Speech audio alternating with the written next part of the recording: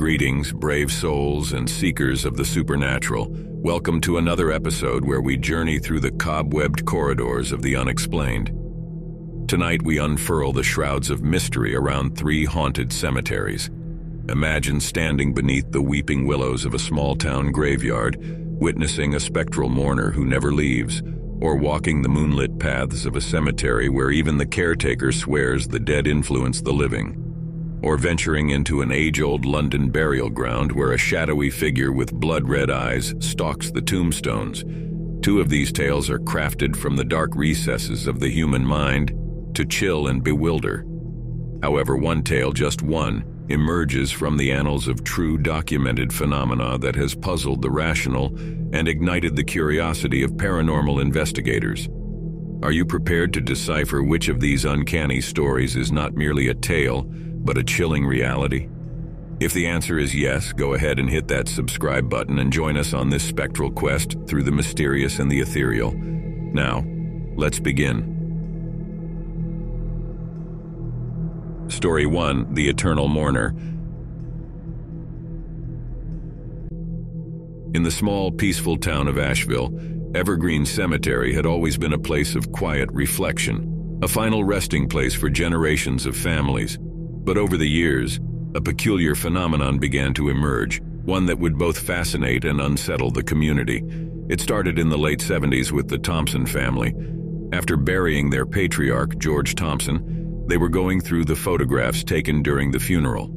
Among the images of grieving family members and solemn faces, they noticed something odd. In the background, partially hidden by a weeping willow, was a figure dressed in a black Victorian-era morning gown, complete with a veiled hat. The figure's face was indistinct, but their posture suggested profound sorrow.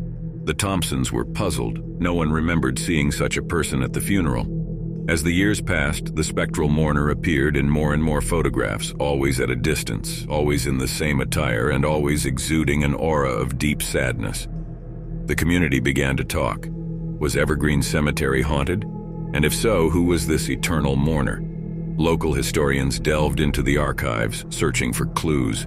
They unearthed an old tale about Eleanor Caldwell, a woman who had lost her entire family to a cholera outbreak in the late 1800s. Devastated, Eleanor was said to have attended every funeral at Evergreen for years, dressed in her mourning gown, until she herself passed away and was buried in an unmarked grave.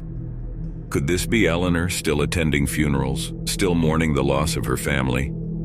The story of the Eternal Mourner became a local fascination. Families who had long-standing plots in Evergreen began to sift through their old funeral photographs.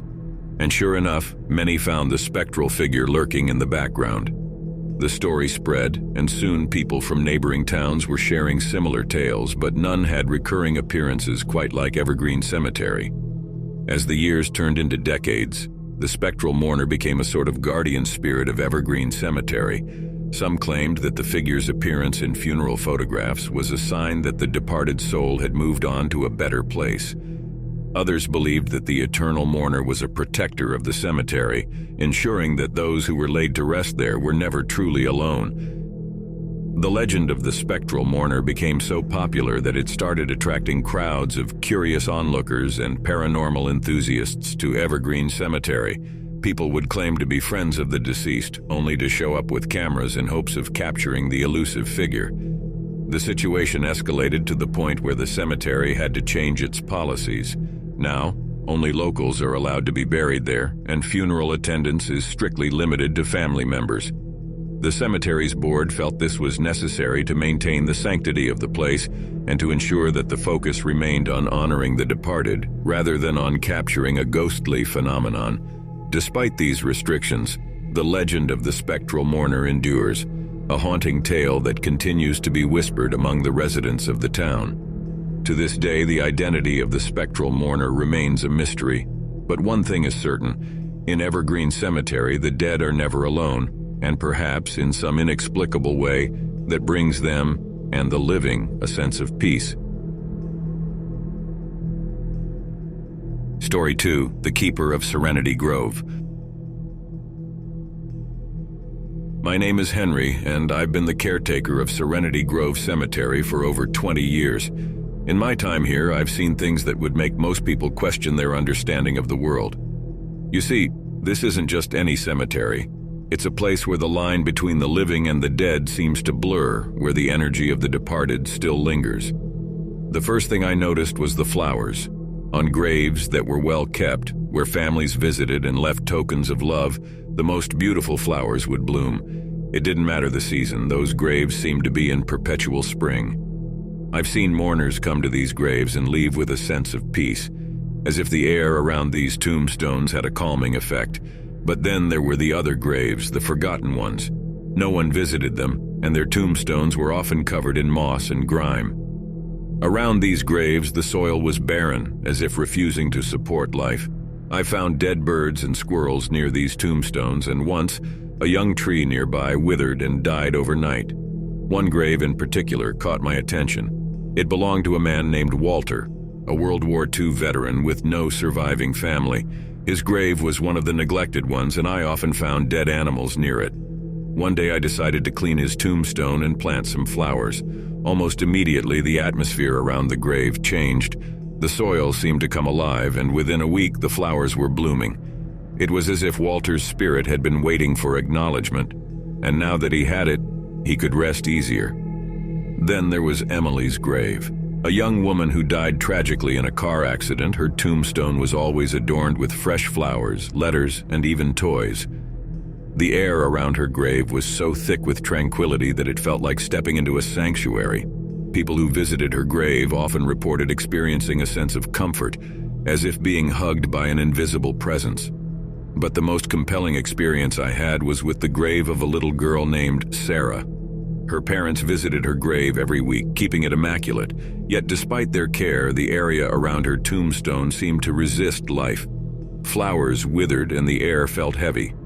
Concerned, I decided to dig a little around the area, and to my shock, I discovered that her casket had been buried upside down. After correcting the mistake and informing her parents, the grave started to exhibit the same life-affirming qualities as the other well-kept graves. I've come to believe that Serenity Grove is a place of balance, where the living can still affect the dead and vice versa. It's taught me the importance of remembrance and the enduring impact of love and neglect. Some people might find my experiences hard to believe, but in this cemetery, the line between skepticism and wonder is as thin as the veil between life and death. Story 3: The Shadow Figure. In a secluded corner of London, behind towering wrought iron gates shrouded in ivy, lies a sprawling labyrinth of eternal rest. The atmosphere feels heavy, as though the air itself clings to past secrets. Established in the 1830s, this cemetery, divided into east and west sections, is a monumental repository of Victorian Gothic architecture. Think crumbling mausoleums, stone angels covered in moss, and elaborate tombstones slowly being consumed by nature. But as captivating as the architecture is, it's not what makes this place infamous. What has truly marked the cemetery on every paranormal enthusiast's map started surfacing in the 1970s, a tale so eerie that it transcends the stereotypical ghost story. Meet the shadow figure. Not a vampire in the Bram Stoker sense, no, but an ethereal being, darker than the night itself. Described as male, it's most noted for its blood-red eyes that pierce through the dark, eyes that have met human gaze more times than one would care to count. On one fateful Friday, the 13th in March 1970, curiosity and the lure of a thrilling adventure compelled locals to organize a hunt.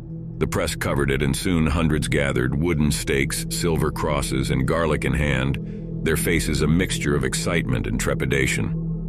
With the stroke of midnight, they flooded into the cemetery. What happened next was an uncanny series of events. Tombstones seemed to wobble, footsteps echoed with no clear source, and multiple people reported a sudden drop in temperature. Despite the disarray and the high emotions, the shadow figure remained elusive. What was palpable, however, was the weight of invisible eyes watching, almost laughing, as the crowd left disoriented and frightened.